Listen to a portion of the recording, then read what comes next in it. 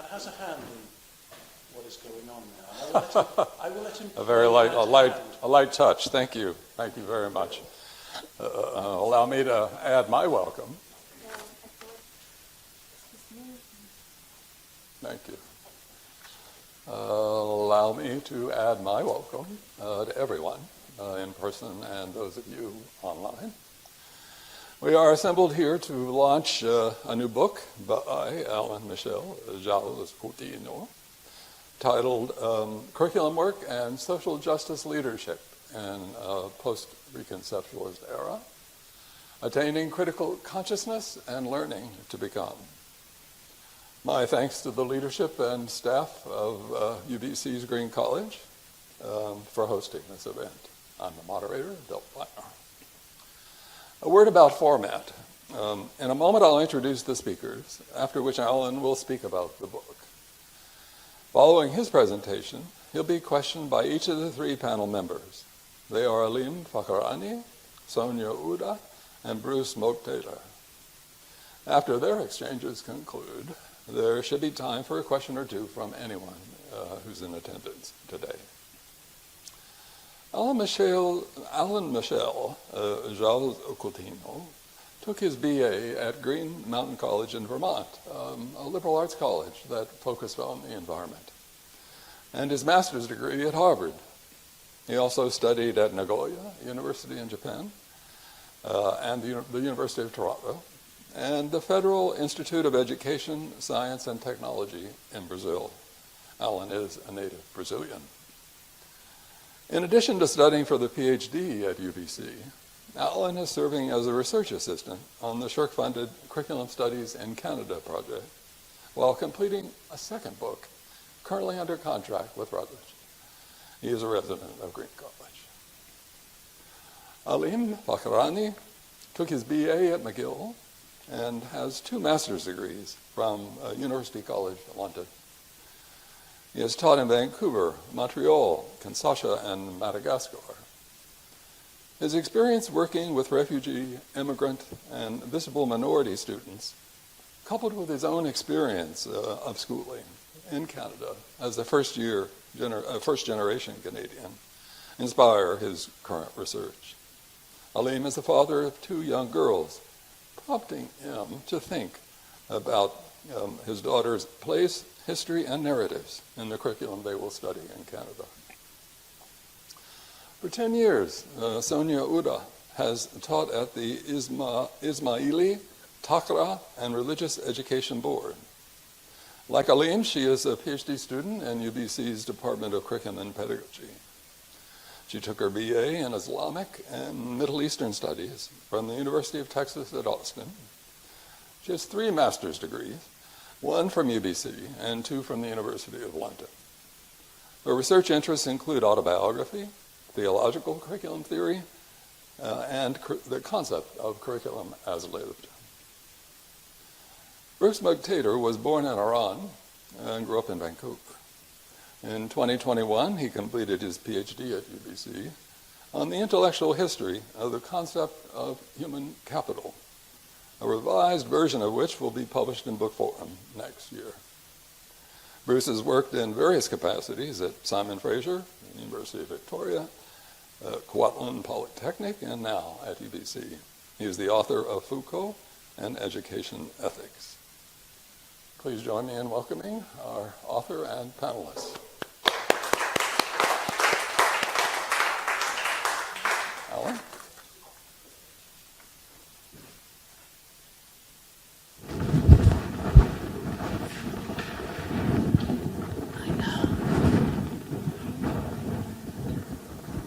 Just 1 second.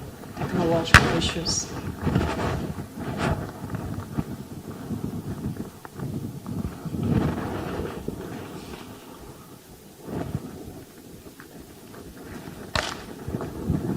Yes.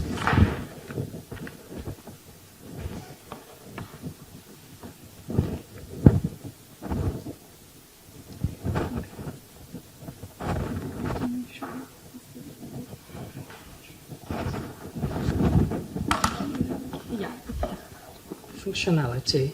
Wow. Okay.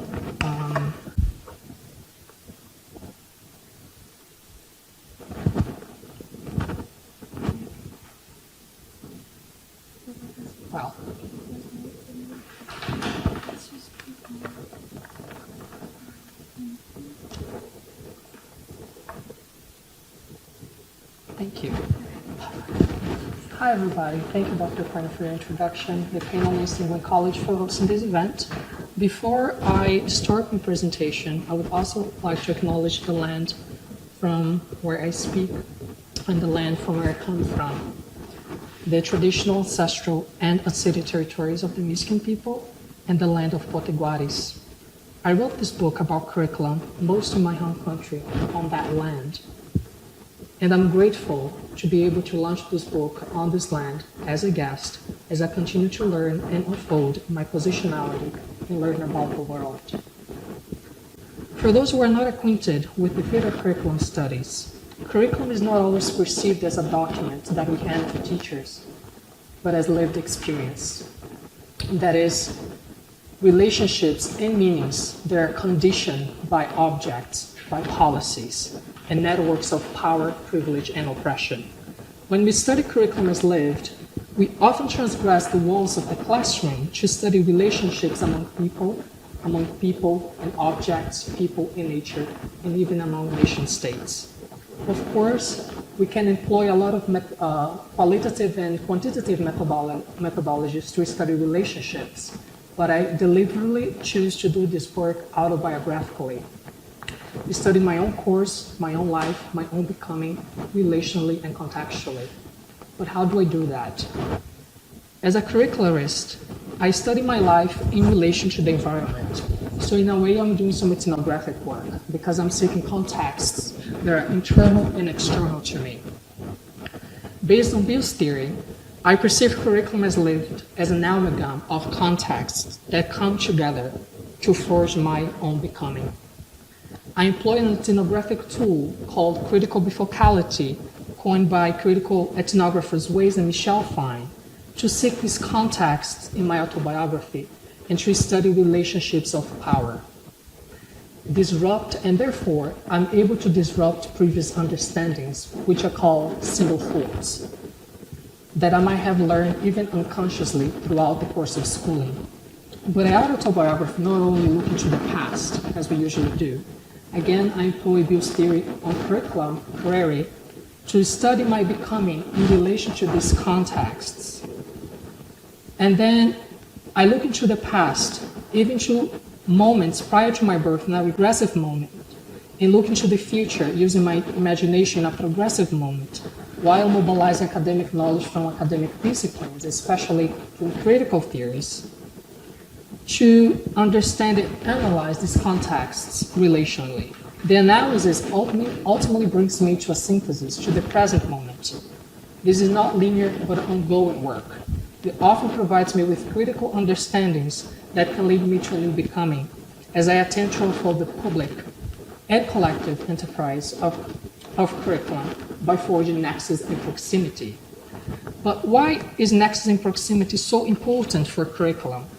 In this book, I argue that our shared course of development has become hierarchical, competitive, and antagonistic. We have set frontiers in the course of development and value differentiations. Our desire to conquer these frontiers in our attempt to maintain and boost our status, our prestige and recognition within the hierarchies has shaped our relationships with self, with authority, nature, and the cosmos.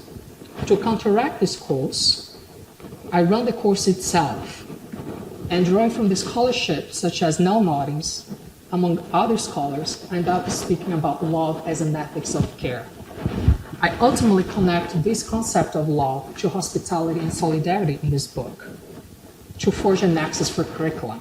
There's a lot I can say about this framework, but given the time frame, the most important aspect that I underscore in this book is that we have to valorize caregiving in our lives and in the course of development.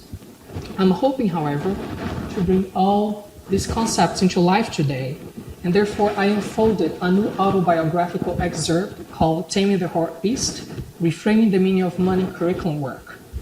This is an autobiographical account of becoming in relation to the object of money, which I conceive as being a part of the technological and institutional contexts, in order to envision a progression for curriculum and for financial education. Growing up, I had no idea that I was a have-not. the idea of lacking things became predominant when I started to run the course of schooling. However, I remember that the desire to possess and experience things was first materialized in candy. I did groceries with my mother, and I would usually beg her to buy me chocolate. But she would always decline calls because money, she would tell me, was scarce. Despite our budget constraint, my dad gave an allowance of 5 reais to me and to my brother. At that age, I never thought about the nature of money. I did not know or even care about whether money was originated in Asian Mediterranean. The only thing that I wanted to know was how much that single note could afford me. I usually bought a small candy, a chocolate candy shaped as an egg, or a bag of ice cream. My dad did not encourage me to save my money, but to spend it wisely. Of course, because of the small amount and because of the burgeoning desire to possess things and to experience things, that money would not last in my hand. It would be spent as fast as the heartbeat. As a student, rather than give money for me to purchase my lunches in the cafeteria, my mother would also prepare a small lunch bag containing small pieces of fruit.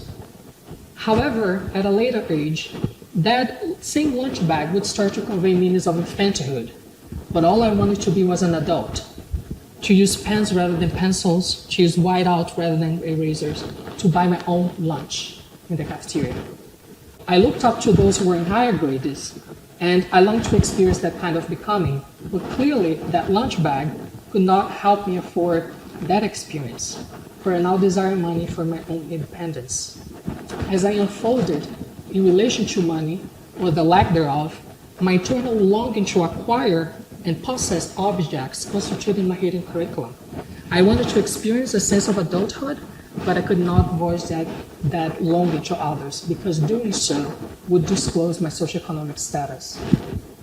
In school and at home, my heartbeat would always be tamed because the beat would not equate with the availability of financial resources at my house. We lived in a world where desire was constantly overruled by scarcity. At that age, money represented an idea of my dreams, to the extent that I may have not demonstrated gratitude for my mother's own care when she prepared my lunch bag. Yet, although finances played a constraining factor in our lives, care was still prevalent in my daily encounters with the unknown. It constituted the very lunch bag of which I became so ashamed of. A few years later, my parents enrolled me in a public school because of financial constraints, and I was introduced to the controversial world of free lunches. My lunch bag was replaced by a plastic cup and a spoon. In Brazil, policymakers are often concerned with food security because many poor children have historically attended public schools in order to eat.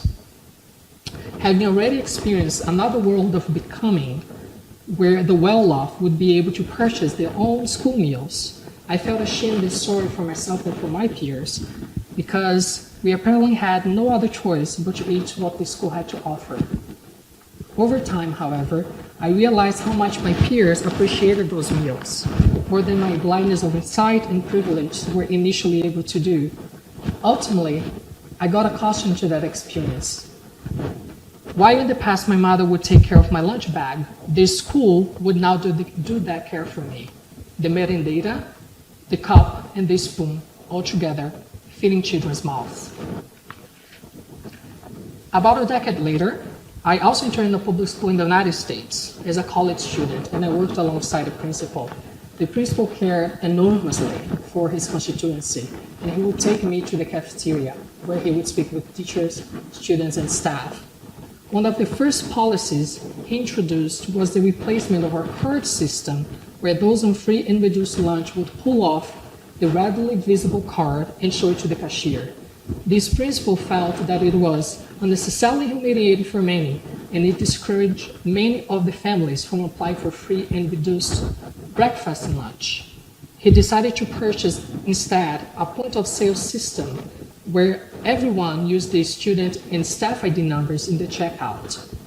This principle paid attention to educational experience as lived, studying how the student body, especially the most vulnerable, attributed meanings to those cards into the experience of grabbing meals at school.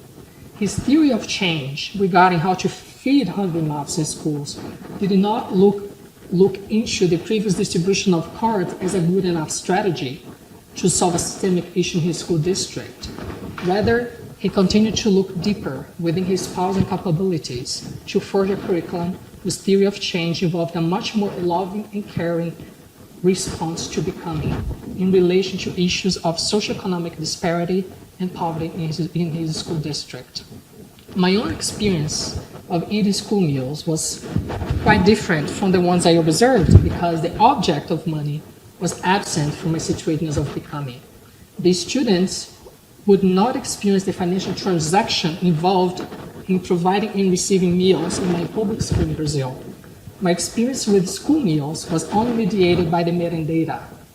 Back then, I did not immediately think about the financial costs associated with meals when I grabbed my cup and the spoon because I was not required to pass through a cashier to relate with my meal. I lived in a sort of cash-free life. In fact, when I headed to the common lunch area, I only thought about which foods would be served by the metadata. Care was not immediately afforded, it was rather given. The welfare state fulfilling its constitutional duty to care for its citizens. Today, I look into my heartbeat, into the desires and the rate in which I expect to accomplish, acquire, and deliver goods in the world, and realize that the heartbeat can always objectify and monetize. When desire to care transforms itself in an unquenchable ambition for control, cloaked in a facade of care, the heartbeat can easily turn itself into a beast. The difference between the beat and the beast is just one letter apart because even our desire to do good in the world can be transformed once people become self-absorbed, position themselves as enlightened knowers and doers, enshrined with the appropriate knowledge and capabilities to allocate the surplus produced by the societies to maximize profits and or promote collective care and flourishing. It is worth noting that whenever one attempts to set herself free, she is striving to take in control of her own life, which is a key premise of liberal democracy. In a monetized and commodified world, freedom is often achieved and associated with financial emancipation. As a child, I wanted to experience freedom by having the opportunity to buy my own school lunch from a myriad of options offered in the private market. Taking control of one's life seems to be the desirable course of action for most individuals in neoliberal democracies.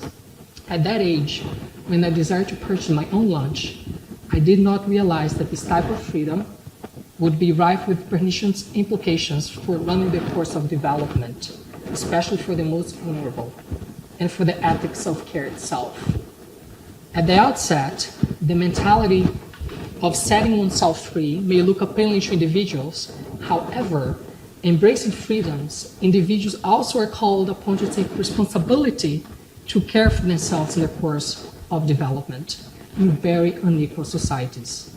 Indeed, supposedly enjoying freedoms from an early age, individuals are confronted with calls to save, invest, and prepare for exogenous shocks and senescency, both as short and long terms. In a way, individuals run a paradoxical course of development. On the one hand, spending is constantly encouraged via advertisements in a consumerist world, and on the other hand, the discourses on saving and investments nudge people to accumulate wealth, which quite often place the burden of financial mismanagement on the individual, while expecting the state to implement austerity measures. A single thought, which is often circulated via neoliberal logics and financial literacy. As demonstrated by Laura Pinto, Elizabeth Colson, Chris Arthur, Peter Davis, Levin Blue, and Peter Rothenberg, Curriculum as Plan has promoted this single thought in education in both global North and South contexts. Individuals are blamed for making the wrong financial decisions while structural issues are suppressed in curriculum, including the role that government and financial markets play in shaping policies. Mainstream financial education has focused primarily on wealth accumulation, often targeting individual behavior, pathologizing individuals who have failed to accumulate such wealth.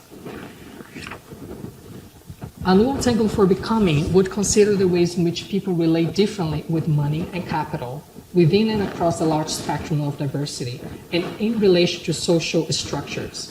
While the curriculum may attempt to disseminate knowledge about financial mechanisms and markets, curricularists should also endeavor to depathologize individuals by seeking and uncovering the contexts in which people are induced and forced to make complicated financial decisions under extraneous circumstances. By doing this, curricularists disrupt the myth that everyone enjoys the same freedoms and that wealth accumulation is a product of personal choice alone, and more likely a mix of personal and larger social mechanisms at play. Studying my own national curriculum, students are expected to learn about financial education predominantly through the curriculum component of mathematics, enacted through entrepreneurship. Again, I could speak a lot about the curriculum here, but I'm actually writing a paper on this topic. But for now, given the time constraint, I share these concluding remarks. As pointed out by Lippmann, there exists entrepreneurship which emerges out of necessity and out of opportunity.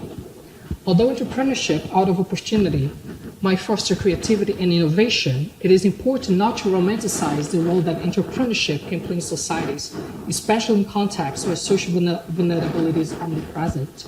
Entrepreneurship alone might not be able to fully overcome historical inequalities, after all, which have been forged throughout the course of development. Entrepreneurship should be critically studied as a phenomenon and mechanism to shape economic life, one which might be able to support and safeguard the dignity, well-being, and flourishing of the most vulnerable, provided the adequate safety nets. Thank you.